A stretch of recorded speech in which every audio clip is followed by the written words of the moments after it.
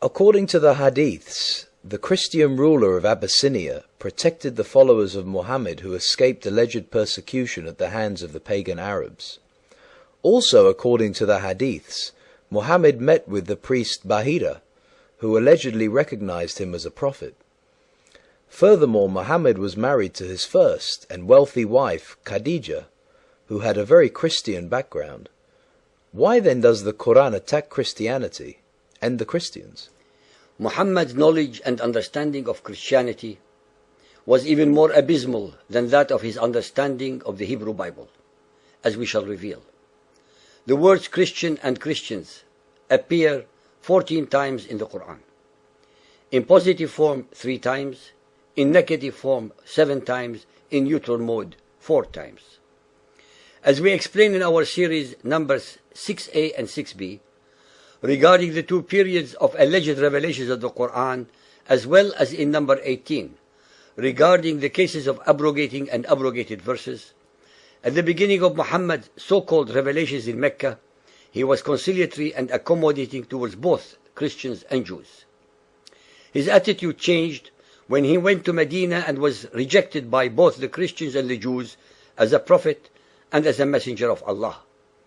It was during this period that he started attacking both the Christians and the Jews with an avalanche of ignorant and ignoramus hate-mongering and war-mongering verses, as well as with acts of terror against them. Muhammad in his Quran made it clear to his followers that he was the awaited for Messiah of the Jews and the Christians. Chapter 61, verse 6.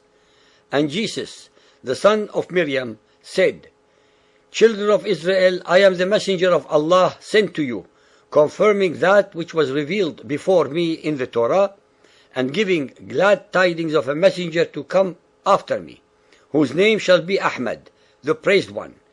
But when he came to them with clear signs, they said, "This is sorcery." Not a single follower of Muhammad, past, present, or in the future, can point out such a prediction in the New Testament without perverting, contorting, and twisting language, religion, reality, and facts. Chapter 2, verse 116. They say, Allah has begotten a son. Muhammad's attacks on the Christians centered exclusively on the fact that Christians believe in the Trinity and that Jesus is the Son of God.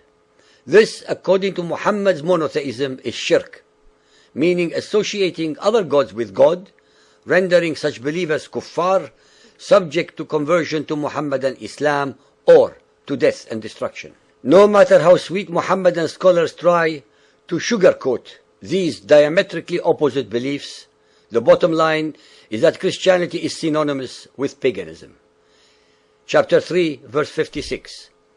As for those disbelieving infidels, Jews, Christians, and pagans, I will punish them with a terrible agony in this world and the next.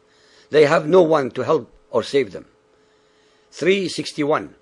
If anyone disputes with you about Jesus being divine, flee them and pray that Allah will curse them. 369. It is the wish of the followers of the people of the book, Jews and Christians, to lead you astray, but they make none to go astray except themselves, but they perceive it not. Since the people of the book already had the original and uncorrupted revelations, Muhammad plagiarized, plundered, pirated, and or perverted version of their scriptures was and still is no match to theirs. That is why Muhammad's Quran rants incessantly about their disbelief. Of course, they were and still are in disbelief about the mendacity, perversity, and unholiness of Muhammad's Quran. Chapter 3, 118. O you who believe, take not into your intimacy those outside your religion, pagans, Jews, and Christians. They will not fail to corrupt you. They only desire your ruin. Rank hatred has already appeared from their mouths. What their hearts conceal is far worse. This verse is one among hundreds that discriminate, incite hatred, and vilify all humans who do not believe as the Muhammadans do, in Allah and in Muhammad as his messenger. Chapter 4, 157. We killed the Messiah Jesus, but they killed him not. nor crucified him. For surely they killed him not. With this single verse, the Quran obliterates the whole of Christian religion, because if Jesus did not die on the cross, then there would have been no resurrection from the dead. Without death and resurrection, Jesus could not have been the Messiah, the Redeemer of humanity, and hence there can be no Christianity.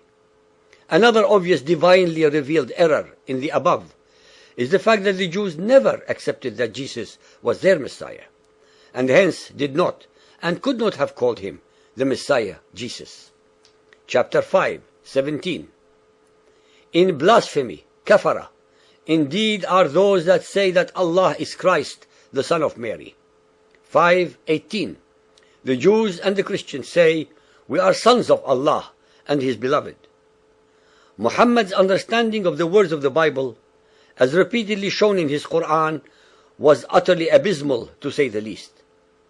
When the Bible mentions sonship, it is never meant as a biological one, but only that God, not Allah, is the father of all of his creation. 5:51. O ye who believe, take not the Jews and the Christians for your friends and protectors. They are but friends and protectors to each other. And he amongst you that turns to them for friendship is of them. The listeners should not require many more such vile verses to be convinced of the Quran's racism, hate-mongering, and discriminatory attributes. Incessantly, throughout its verses and chapters, as in this verse alone, there are several extremely important mistakes, rendering its alleged origin as divine, null and void. In this verse, as well as in all the other verses of the Quran, the mother of Jesus is called Miriam and not Mary. The title Messiah was given to Jesus by his much later followers from among the Greeks and the Romans, but not by the Jews. Furthermore, Messiah is Hebrew for the anointed, which is Christ in Greek. Neither Jesus nor his mother knew any God by the name of Allah, especially since the God of Israel and Jesus has no name.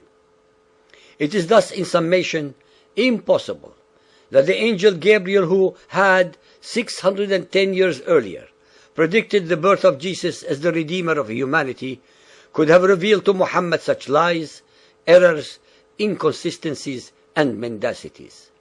All those abnormalities are easily explained when and if the listeners come to the only possible conclusion, that all these verses emanated from the mind of Muhammad and never revealed by Allah or by any God.